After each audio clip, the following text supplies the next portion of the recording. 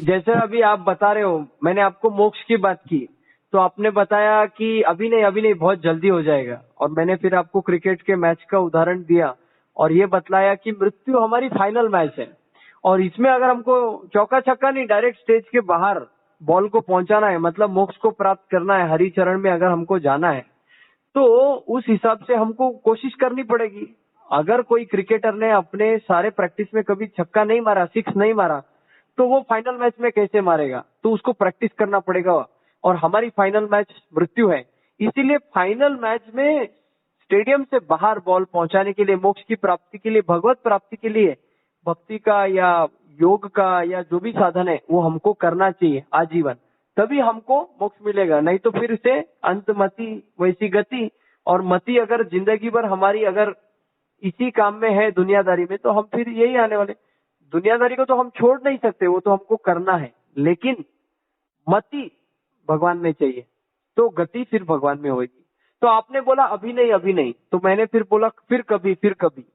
तो ऐसा एक बहुत प्रचलित कथा है, उसमें भगवान वैकुंठ नाथ जो हैं, शेषनाग के नारायण, उनके बीच में और नारद मुनि के बीच में एक बार बात हो रही थी, और नारद मुनि ने बोला, भगवान आपके दर्शन के लिए तो हम तरस जाते हैं, आपके दर्शन की तो क्या बात।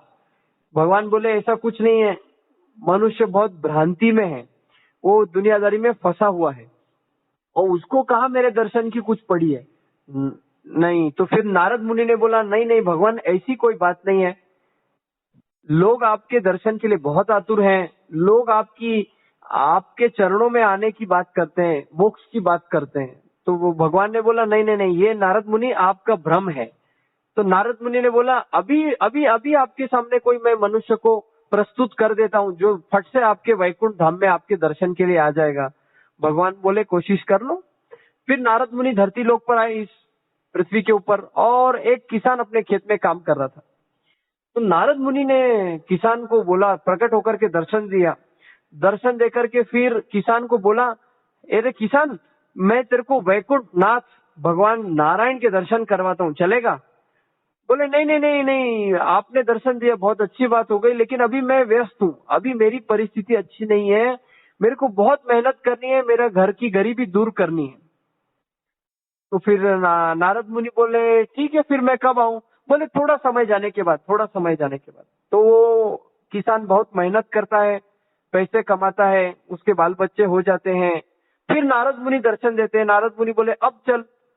तो वो किसान बोलता है, नहीं नहीं, अभी मेरे बच्चे बहुत छोटे हैं, अभी मेरे को इनको देखभाल करना जरूरी है, इनको बड़ा करना जरूरी है, नहीं तो ये सब रोड पे आ जाएंगे, रास्ते पे आ जाएंगे, तो कैसे करूं मैं? तो फिर नारद मुनि बोले, चल कोई बात नहीं, मैं और प्रतीक्षा करता हूँ। फिर किसान के बच्चे बड़े हो जाते हैं, उनकी शादी हो जाती है, और उनके भी बच्चे हो जाते हैं। तो फिर बोलता है कि फिर नारद जी फिर दर्शन देते हैं। तो किसान आता है, किसान बोलता है, नहीं नहीं नारद मुनि, अब नहीं, मेरे को मेरे पोतों का सुख करना है, मेरे को मेरे पोतों का सुख का अनुभव करना है। ये देखो कितने छोटे छोटे नाते पोती हैं, एक कंधे पे बैठा है, एक सिर पे टपली मार रहा है, एक गोद में बैठा है, मेरे को यह सुख का अनुभव करना है। नारद मुनि बोले, चल कोई बात नहीं, मैं थोड़े दिन बाद में आता हूँ। फिर किसान करते करते बूढ़ा हो जाता है, और उस टाइम पे उसके जो पुत्र हैं, जो बेटे रहते हैं, वो बहुत कष्ट करते हैं, अपने घर परिवार को, अपनी आर्थिक परिस्थिति को सुधारने में वो बहुत प्रयत्न करते हैं। और वो किसान का मन ऐसा रहता है, उसको लगता है मेरे बच्चों का भला हो जाए, उनको दो पैसे ज्यादा मिल जाए, और फिर इनके काम में बरकत हो जाए, इनकी खेती बढ़े, ऐसे वो सब विचार करते रहता है। और फिर नारद मुनि आते हैं, नारद मुनि बोलते हैं, भाई क्या हाल है? और उतने में उसी समय जब वो ये सब खेती बाड़ी की बातें विचार में करता है, तो उस किसान की मृत्यु हो जाती है। मृत्यु होने के बाद उसकी, शास्त्रों में जैसे कहा है कि अंतमति वैसी गति, और उसकी मति थी खेती में, तो इसीलिए अगले जन्म में वो बना बैल, उसी घर में बैल बना, उसी घर में बैल बना। और उसके बेटे उसको पकड़ के वो लाठी से मार रहे हैं, बैल को खेत में काम करवा रहे हैं, उनको कहाँ पता है कि हाँ ये हमारे पिताजी है।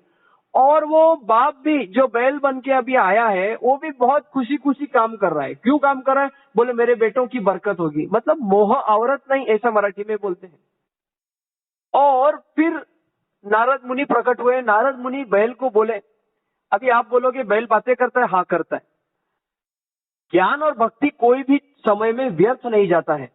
इसके बहुत सारे उदाहरण श्रीमद् भागवत में हैं। श्रीमद् भागवत में इसके बहुत सारे उदाहरण हैं कि हरिण को भी ब्रह्म ज्ञान का ज्ञान है, उसकी भी कोई भक्ति है, जो वो पिछले जन्म में मनुष्य था। तो उसी प्रकार से इस बैल से नारद मुनि बात करते। नारद मुनि कहते हैं कि अब तो चल। तो बोलता है, नहीं नहीं नहीं नहीं, मेरे बेटों की थोड़ी बरकत हो जाए, मैं ज्यादा काम करूंगा, मैं मार खाऊंगा लेकिन मैं ज्यादा काम करूंगा, मेरे बेटों की बरकत करूंगा, उनको धनवान बनाऊंगा। नारद मुनि बोले, चल कोई बात नहीं। फिर वो बूढ़ा बैल हो जाता है और फिर वो उसकी मृत्यु हो जाती है। तब तक वो उसके बेटों के पास बहुत धन संपत्ति हो जाती है और उनके घर के तिजोरी में वो धन संपत्ति पड़ी रहती है। तो उसके मन में ऐसा होता है कि लोग मेरे बेटों के धन को नजर न लगाए, और उसका वो सारा मन, वो जब बैल रूप में होता है तो उसका सारा मन उस धन में अटका हुआ है। और हमारे शास्त्रों में कहा है कि जो अंत समय में धन की स्मरण करता है तो उसको अगले जन्म में सर्प का जन्म प्राप्त होता है। तो वो बैल मरने के बाद में वो सर्प के रूप में जन्म लेता है और उस तिजोरी वाले कमरे में तिजोरी के ऊपर बैठ करके सांप बन के वो पहरा देता है। नारद जी फिर प्रकट होते हैं। अब नारद जी का जो पेशेंस है या जो उनका जो धीरज है वो खत्म हो गया। नारद जी बोले, अभी तक मैं कम से कम तुम्हारे पास आधा डजन से ज्यादा बार आया हूं और अभी तक एक बार भी तेरा मोह छूटा नहीं है। मैं तेरे को साक्षात बैकुंठ धाम के दर्शन, बैकुंठ नाथ के दर्शन करवा रहा हूं और तेरे को वो बात की थोड़ी भी उसके प्रति रिस्पेक्ट नहीं है, उसके प्रति तेरे को भाव नहीं है।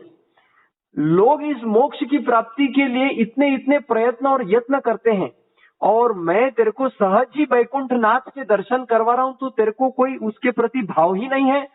अभी रुक, तेरे बेटों से ही तेरे को पिटवाता हूं। ऐसा उस सांप रूपी उस किसान को नारद जी ने बोला और नारद जी ने बहुत सारा शोर किया वहां पे। तो उसके बेटे आए, उनको लगा तिजोरी वाले कमरे में कोई चोरी कर रहा है और देखा तो सांप था। तो सांप को लकड़ी से पकड़ पकड़ के मारा और भगा दिया। तो न उसके पुत्र काम आए, न उसके पोते काम आए, न उसका धन काम आया, न कोई खेती बाड़ी काम आई। काम आता है केवल भक्ति, भक्ति से ही मुक्ति है। तो कहने का यह तात्पर्य है कि ये संपूर्ण कथा से हम यह सीखते हैं कि मानव छोटे छोटे अल्प सुखों में इतना क्षणभंगुर हो गए, इतना क्षणभंगुर चीजों में वो मन उसने अपना अटका दिया है कि उसको पर्पस ऑफ लाइफ पता ही नहीं है, जीवन का उद्देश्य ही पता नहीं है। और जीवन के मूल उद्देश्य से भटकने की वजह से उसके जीवन का कभी फूल नहीं होता, उसको मोक्ष की प्राप्ति नहीं होती। इसलिए मूल को ठीक करना जरूरी है, तभी हमारे जीवन का फूल होगा, तभी हमारे जीवन में फूल आएगा और हम भगवत धाम में जाएंगे। इसीलिए ये बात को समझना है। किसान के इस सुंदर कहानी से हम इस बात को समझ सकते हैं।